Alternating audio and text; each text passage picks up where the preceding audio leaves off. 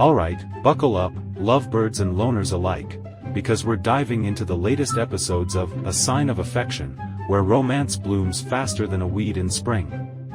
In this week's installment, we finally see Itsuomi and Yuki taking the plunge into dating. No more awkward stares and blushes, these two are officially an item. And let me tell you, it's about time. Most romance anime drag out the will they won't they dance until the cows come home, but not this one. A Sign of Affection is like the Usain Bolt of romance anime, it's sprinting to the finish line at breakneck speed. Gone are the days of waiting seasons for a simple, I love you. Itsuomi and Yuki are like, why waste time? Let's make out already. It's refreshing to see a romance anime that doesn't treat love like it's the rarest Pokemon, you gotta catch 'em all, and fast. So, grab your popcorn and your tissues, folks, because A Sign of Affection is serving up romance hotter than a summer fling. Itsuomi and Yuki are in love, and ain't nobody got time for slow burns in this anime. Can't wait to see what drama and hilarity ensue now that they're official. In the 6th episode, we witness the ultimate game of romantic hide-and-seek between Yuki and Itsuomi. Yuki goes all in with a heartfelt, I love you, in sign language, but Itsuomi decides it's the perfect time to have a chat with the ghost of Alexander Graham Bell on his phone. Smooth move, bro. Minutes later, Itsuomi tries to channel his inner Shakespeare with a poetic, may I fall for you, but Yuki's got her eyes glued to the ground, probably searching for a lost contact lens or something. It's like a rom-com directed by Murphy's Law, anything that can go wrong, will go wrong. But hey, let's give credit where it's due. A Sign of Affection deserves a round of applause for how it seamlessly weaves in the challenges of communication and sign language into its lovey-dovey narrative. Yuki might miss Itsuomi's confessions more often than a goalie with butterfingers, but it's a reminder that love can still find its way through the labyrinth of misunderstandings and missed cues. Now, let's talk about Itsuomi's crystal-clear comment. Dude, seriously? Comparing your girlfriend to glass might not be the smoothest move. I mean, sure, Yuki's like a brand new glass, all shiny and flawless, but let's hope she doesn't shatter at the first sign of trouble. Itsuomi might need to trade in his metaphors for something a bit less fragile if he wants to keep this relationship on solid ground. But hey, at least they're finally official, so here's to hoping their love story is less Love Actually and more Happily Ever After. We don't always choose what draws us to a person. Itsuomi might be all about that innocence is bliss vibe with Yuki, but let's be real, it's like being attracted to a shiny new toy. Sure, it's exciting at first, but eventually, you realize you're missing out on the thrill of the unexpected. Yuki's still got some growing pains and emotional roller coasters ahead of her, and Itsuomi might find himself longing for a bit more complexity in his relationship than just a pretty, innocent face. But hey, let's not rain on the parade entirely. There's a way to spin this innocence thing into something a bit more wholesome and less, well, creepy. Imagine people are glasses, and life experiences are the fancy drinks you pour into them. Yuki's like a pristine, empty glass waiting to be filled with all sorts of colorful, bubbly experiences. Itsuomi sees this and thinks, hey, I want to be the bartender of your life, pouring in all the good stuff. It's like he's got a cocktail shaker of love and adventure, ready to mix up a perfect blend of life for Yuki. And hey, let's keep it clean, folks. We're talking about glasses and pouring drinks here, not the other kind of pouring. So, keep your minds out of the gutter and let's raise a toast to Itsuomi and Yuki's future adventures. May they be filled with more than just innocence and shiny surfaces. Itsuomi's got big dreams of taking Yuki on a whirlwind adventure around the world, but first, they've gotta tackle the real-world challenge of finding a job. Yuki dives headfirst into the world of part-time employment, but it's like trying to find a needle in a haystack, except the haystack is made of rejection emails and awkward interviews. I mean, who hasn't been there? You apply for every job under the sun, you dress to impress for interviews, and yet, you're still left wondering if your resume got lost in the Bermuda Triangle of HR departments. But hey, let's not dwell on the job hunt woes for too long, because Itsuomi finally makes his triumphant return after a month away. And what's the first order of business?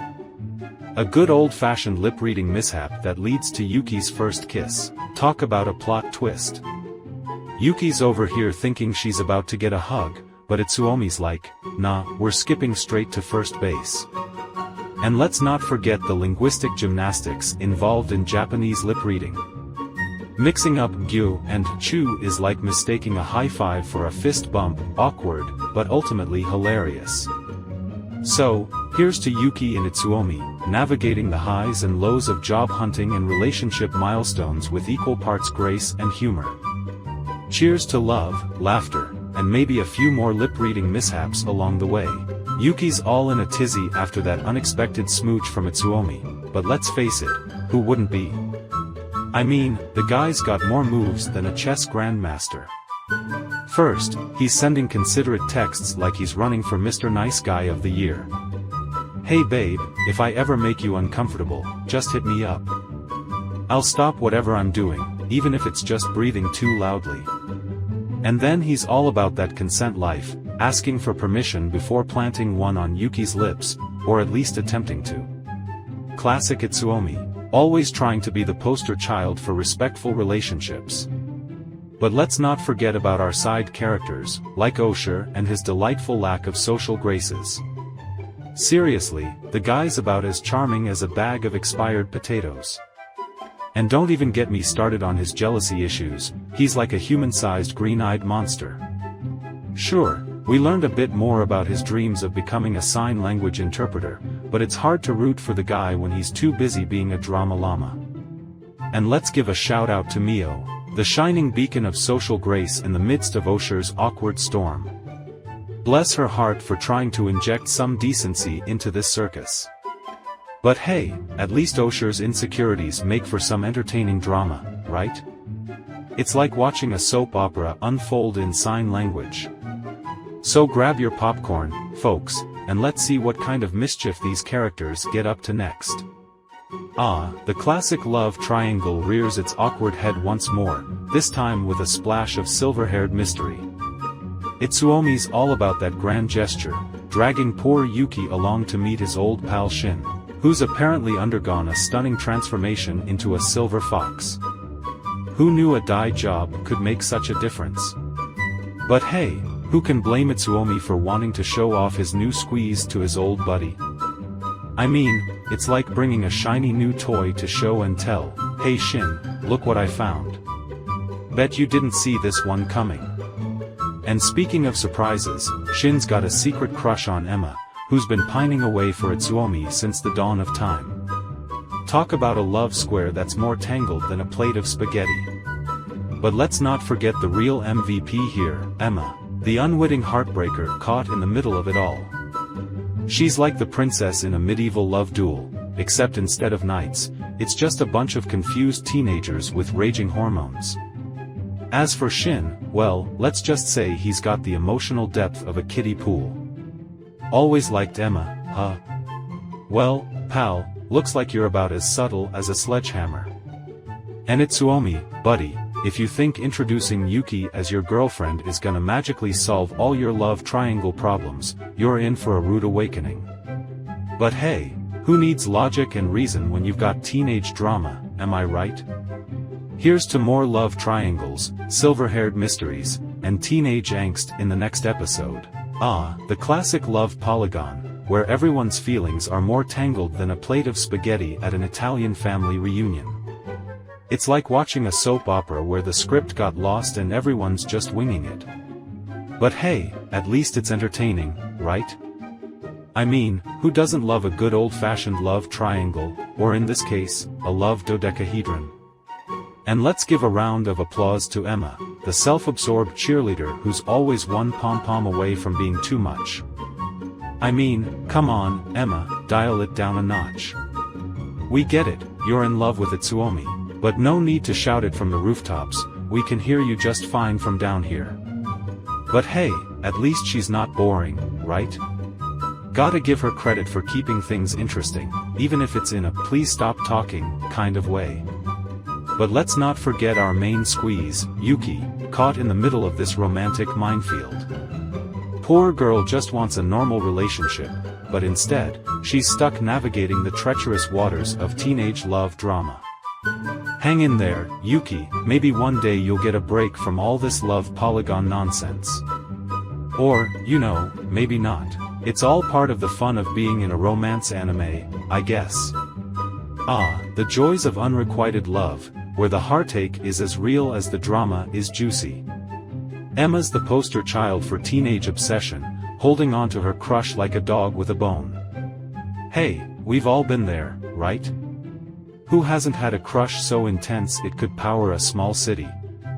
But Emma takes it to a whole new level, like she's auditioning for a role in a Shakespearean tragedy. And let's not forget about Shin, the lovelorn friend-zoned hero. Poor guy's stuck in the friend zone so deep, he's practically in another dimension. I mean, Shin, buddy, it's time to face the music and move on. There are plenty of fish in the sea, and Emma's just one particularly stubborn tuna. But hey, let's give credit where it's due, at least Shin's not out here trying to pressure Emma into a relationship. He's got enough sense to know that you can't force someone to love you, no matter how many mixtapes you make or love letters you write. So, chin up, Shin, maybe one day you'll find someone who loves you back. Until then, keep on keeping on, and maybe invest in a good therapist to help you work through that unrequited love baggage. Ah, finally, a break from the love triangle drama and into the world of sign language boot camps. Because nothing says fun college activity like studying hand gestures, am I right? Itsuomi's sign language skills are apparently improving faster than a cheetah on roller skates, and Ren's so impressed, he's probably considering a career change to sign language interpreter. But let's talk about this sign language boot camp idea. It's like a military training exercise, but instead of push-ups and obstacle courses, they're doing finger exercises and practicing their alphabet signs. I can just imagine Itsuomi barking orders like a drill sergeant, drop and give me 20 finger spellings. And of course, Yuki's all in, ready to be the sign language sensei of the group. It's like a wholesome, nerdy version of Karate Kid, but instead of wax on, wax off, it's sign on, sign off. Who needs love triangles when you've got the thrilling world of hand movements and facial expressions to keep you entertained? Can't wait to see what other shenanigans they get up to in the next episode. If you enjoy this video, don't forget to hit the subscribe button and the bell notification. Also like and share this video with your anime friends.